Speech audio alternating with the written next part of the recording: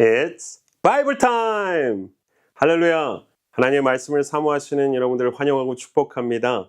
오늘 저와 여러분에게 주신 하나님의 말씀은 시편 88편입니다.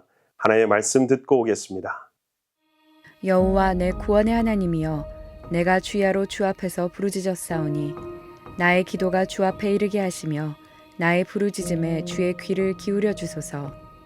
무릇 나의 영혼에는 재난이 가득하며 나의 생명은 수월에 가까웠사오니 나는 무덤에 내려가는 자 같이 인정되고 힘없는 용사와 같으며 죽은 자 중에 던져진 바 되었으며 죽임을 당하여 무덤에 누운 자 같으니이다. 주께서 그들을 다시 기억하지 아니하시니 그들은 주의 손에서 끊어진 자니이다. 주께서 나를 깊은 웅덩이와 어둡고 음침한 곳에 두셨사오며 주의 노가 나를 심히 누르시고 주의 모든 파도가 나를 괴롭게 하셨나이다. 셀라. 주께서 내가 아는 자를 내게서 멀리 떠나게 하시고 나를 그들에게 가증한 것이 되게 하셨사오니 나는 갇혀서 나갈 수 없게 되었나이다. 곤란으로 말미암아 내 눈이 쇠하였나이다. 여호와여, 내가 매일 주를 부르며 주를 향하여 나의 두 손을 들었나이다.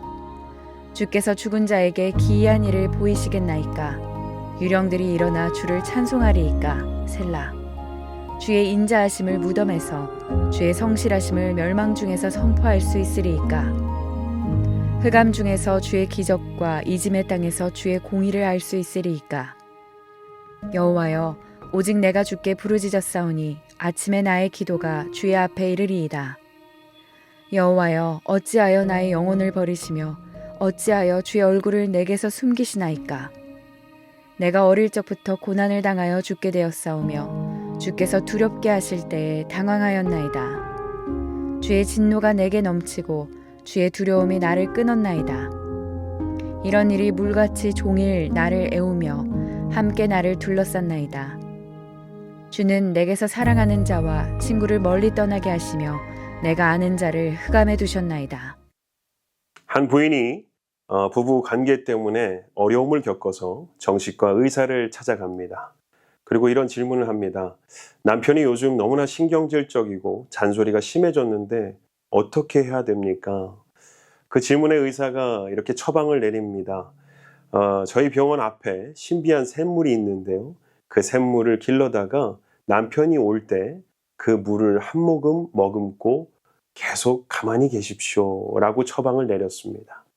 그래서 이 부인이 의사가 처방해 준 대로 그날 바로 물을 길러다가 남편을 기다렸습니다. 남편이 밤늦게 귀가하고 나서 어김없이 잔소리와 막 신경질을 내뱉습니다. 그러나 이 부인은 그 처방을 받은 그대로 그 물을 입에 머금고 가만히 기다렸습니다. 시간이 흐르자 남편은 할 말이 없어서 그만 그치고 그날은 그렇게 마무리되었습니다. 이튿날 그리고 하루 이틀 계속 지나가고 나서 시간이 흐르면 흐를수록 그 처방은 효과가 더욱 더해졌습니다. 남편의 신경질은 사라지고요. 잔소리도 없어졌습니다. 너무 신기해서 이 부인이 의사를 찾아갑니다. 선생님, 어떻게 이렇게 신비한 물을 얻으셨습니까? 이 신비한 물 때문에 남편의 신경질과 잔소리가 사라졌습니다. 라고 얘기하자 의사가 이렇게 웃으면서 얘기하죠. 남편의 변화가 이 물 때문이 아니라 당신의 침묵 때문입니다. 라고 얘기하는 것이죠. 침묵은요, 가끔 강력한 언어가 됩니다. 오늘 본문 말씀도 하나님의 침묵에 대해서 얘기하고 있습니다. 하나님의 침묵 때문에 이 시인은 절망하고 절규하며 나아갑니다. 성서학자들은 이 시편을 대개 5권으로 나눕니다. 그리고 오늘 본문 말씀은 제3권에 해당되는데요. 그 제3권에서도 가장 우울하고 가장 침울한 시편이라고도 알려진 시편이 바로 오늘 본문인 88편입니다. 이 시편은 다른 애가와 다르게요. 희망적인 메시지조차 없이 끝나버립니다. 정말 침울하고 암울하고 자신의 병 때문에 이제 죽음을 앞둔 이 시인의 절규가 이 시에 고스란히 녹아져 있습니다. 저의 인생도 가끔 보면 너무나 우울하고 암담하고 그리고 힘든 고난의 연속을 걸을 때가 얼마나 많습니까? 육체적인 질병, 경제적인 곤란, 깨어진 관계, 자녀의 문제, 또 말 못할 억울한 일들이 너무나 많지 않습니까?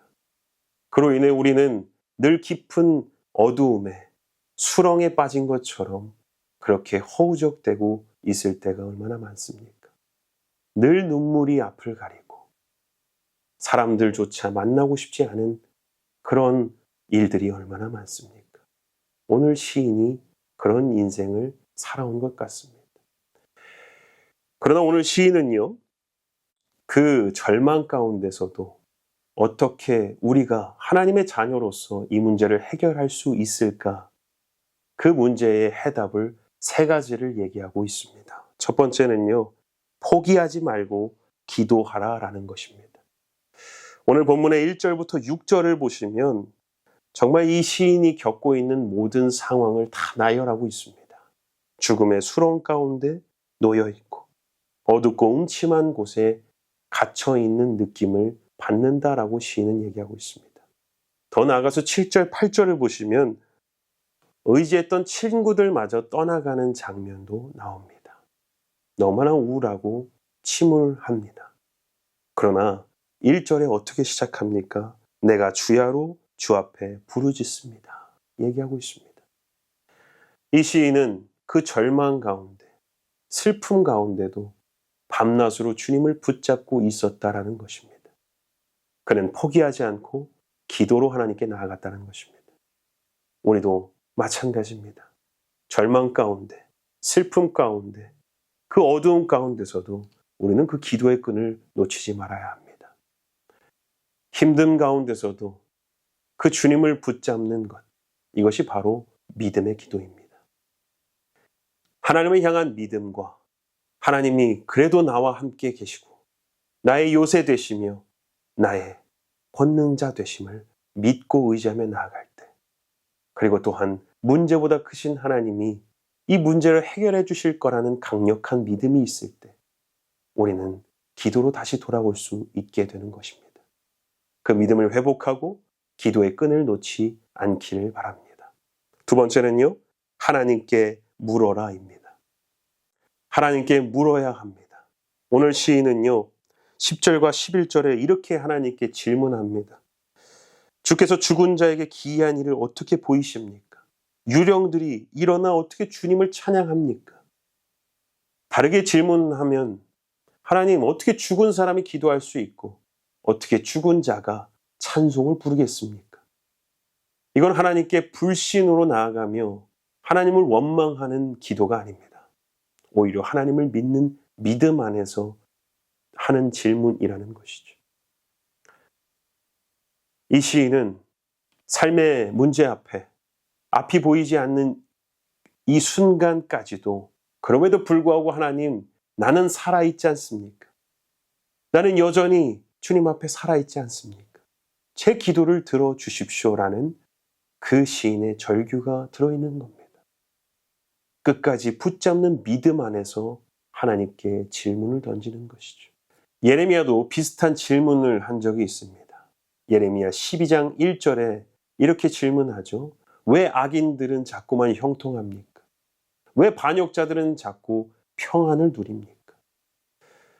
이 문장만 봤을 때는 예레미야가 불신앙으로 하나님 앞에 대적하고 마치 하나님께 불평, 불만을 내어놓는 것처럼 들릴지 몰라도 예레미야는 그 마음으로 한 것이 아니라 오히려 하나님께 그 질문, 솔직한 질문을 통해 하나님, 제가 도무지 이해 못하는 이 문제 하나님 앞에 질문합니다. 하나님 해결해 주십시오. 제 억울함을 받아주십시오. 세상 사람들이 해결하지 못하는 것, 세상의 그 어떤 것도 해결하지 못하는 이 질문 주님 앞에 드립니다. 주님 해결해 주세요. 라고 하나님을 의지하는 믿음 안에서 질문한다는 것입니다. 우리는 가끔 풀리지 않는 문제 가운데 사람을 의지하거나 아니면 영상이나 책을 통해서 그 해답을 얻으려고 노력합니다. 그러나 그 모든 문제의 답이신 하나님이 계시기 때문에 우리는 하나님께 그 문제를 맡겨드려야 합니다. 답을 알고 계시는 그 하나님께 질문해야 합니다. 하나님, 저 이것 때문에 힘듭니다. 도무지 이해 안 됩니다. 저의 생각으론, 저의 경험으론 도무지 이해 안 되는 이 문제 주님 앞에 드립니다. 주님께서 해결해 주시고 그 답을 알려주십시오. 이 질문은 하나님을 의지했을 때 가능한 일입니다. 하나님께 질문해 보시길 바랍니다. 마지막으로는요, 하나님이 침묵하실 때 우리가 인내해야 된다는 것입니다. 시인의 절규는 가면 갈수록 더 심각해집니다. 14절에 이렇게 얘기하죠. 여호와여 어찌하여 나의 영혼을 버리시며 어찌하여 주의 얼굴을 내게 숨기십니까? 하나님의 침묵 앞에 그는 좌절하고 맙니다. 하나님, 왜 제 기도를 들으시지 않으십니까? 왜 주님의 얼굴을 보여주시지 않습니까? 왜 저를 버리셨습니까? 라는 깊은 절망의 소리입니다. 가끔 하나님께서는 우리에게 침묵으로 답하실 때가 있습니다. 매 순간순간마다 하나님의 숨결을 느꼈고 하나님의 손길을 느꼈는데 어느 순간, 그리고 가장 절박하고 긴박한 상황에서는 하나님이 침묵으로 답하실 때가 있습니다. 그럴 때는 우리가 더욱더 좌절하고 맙니다. 왜 이럴 때 하나님도 없으십니까? 사실 침묵은요, 하나님의 부재가 아니라 하나님이 더욱더 우리 안에 일하고 계심을 우리는 믿어야 합니다. 우리는 하나님이 침묵하실 때는 하나님이 없어져 버리고 우리를 위해 일하시지 않는다고 착각하게 됩니다. 그러나 침묵은요, 앞서 말했듯이 강력한 언어가 됩니다. 하나님께서 침묵하시는 이유가 있습니다. 바로 우리를 인내하라고 말씀하고 계시는 겁니다. 야고보의 고백처럼 믿음의 시련은, 믿음의 연단은 바로 인내를 만들어냅니다. 하나님께서는 그 침묵을 통해서 우리에게 인내하라고 말씀하십니다. 그리고 하나님이 일하심을 바라보라고 말씀하고 계시는 것입니다. 그래서 하나님의 침묵 앞에 우리는 인내함을 배우고 오늘 이 시인처럼 우리는 밤낮 부르짖으며 주님 앞에 나아가야 하는 것입니다. 주님 앞에 내어드리는 인생, 주님을 굳건히 믿는 인생, 희망과 소망조차 보이지 않는 어둠 속에 갇혀있는 우리의 인생일지라도 우리는 하나님의 일하심을 바라보며 인내하며 우리보다 앞서서 행하시는 그 주님을 바라봐야 된다는 것입니다. 제가 참 좋아하는 찬양이 있습니다. 믿음에 믿음을 더하여라는 찬양은 이런 가사를 담고 있습니다. 어두운 침묵 속에서도 난 믿네. 바라지 않아도 들리지 않아도 여전히 일하고 계심을 나는 믿네. 가끔은 침묵으로 답하시는 주님이 계십니다. 그러나 여전히 주님은 일하고 계십니다. 우리가 인내하고 우리가 주님을 바라보며 주님께 모든 것을 맡겨드릴 때 주님께서 일하심을 바라보게 만드신다는 것입니다. 저와 여러분이 오늘 시인처럼 정말 어둡고 힘들고 깊은 수렁에 빠진 것처럼 매일 눈물로 밤을 지새우는 그런 날일지라도 주님을 매일 찾고 기도의 끈을 놓치지 않고 주님 앞에 내어드리는 인생 되길 간절히 소망합니다. 그럴 때 깊은 절망 가운데 깊은 안개가 걷히며 마침내 주님의 은혜와 주님의 축복이 우리 앞에 놓여있는 그 순간을 기대하며 저와 여러분이 그 침묵 속에서도 늘 여전히 인내하며 기도하는 저와 여러분 되길 간절히 소망합니다. 기도하겠습니다. 사랑해 주님 감사합니다. 가끔은 주님께서 침묵으로 답하실 때가 있습니다. 그럴 때 좌절하는 것이 아니라 오히려 밤낮으로 주님을 붙잡고 기도의 끈을 놓치지 않고 주님 앞에 나아가길 원합니다. 여전히 우리의 삶 가운데 일하고 계심을 믿고 우리와 여전히 동행하고 계심을 주님께서 우리를 인내하게 훈련시키고 계심을 믿고 나아가게 하여 주시옵소서. 오늘도 우리 곁에 눈물을 닦아주시며 우리를 위로해 주시는 그 주님을 만나기를 소망합니다. 주님을 붙잡고 나아가니 오늘도 만나 주시옵소서. 감사드리며 예수님 이름으로 기도드렸습니다. 아멘.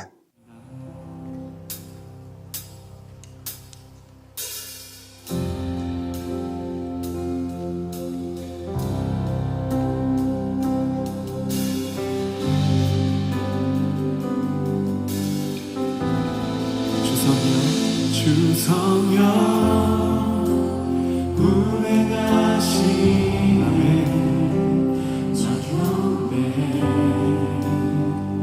나 경배 주님 이곳에서 역사하시는 줄 믿습니다.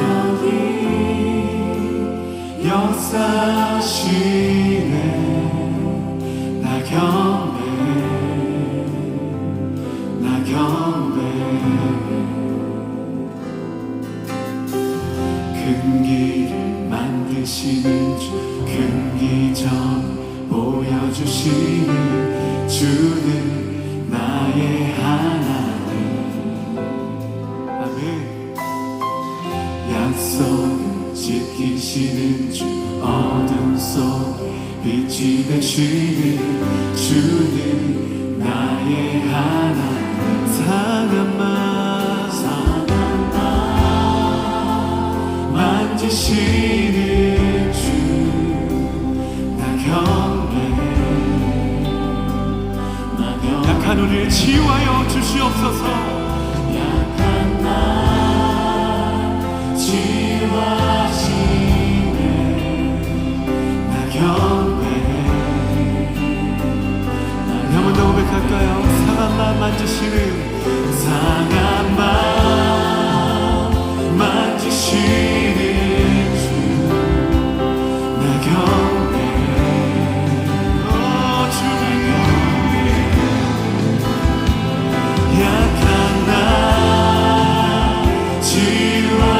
치유하시네 나 경배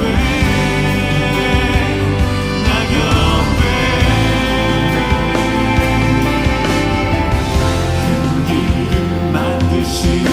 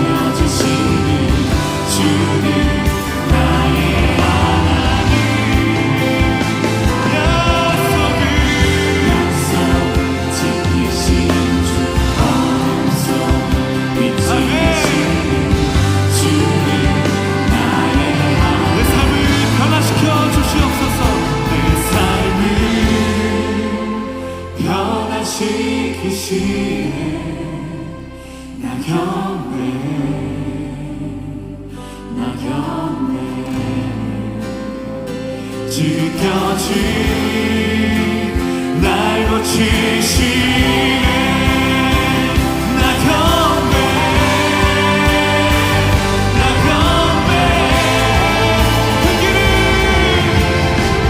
큰 길을 만드시는 주 큰 기적을 보여주시는 주는 나의 하나님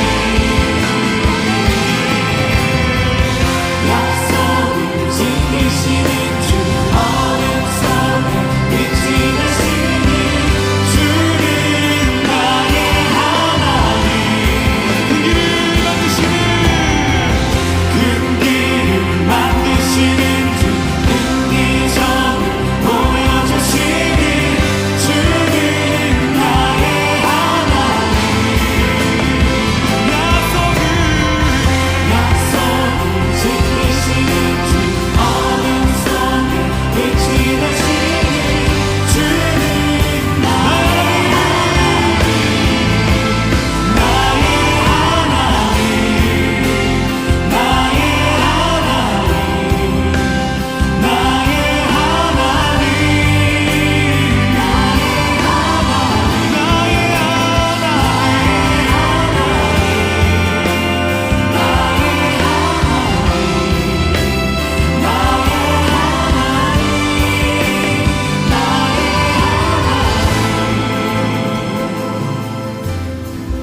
비록 내게 보이지 않아도 비록 내가 다 알지 못해도 일하시네 주님 일하시네 주님 비록 내게 보이지 않아도 비록 내가 다 알지 못해도 일하시네 주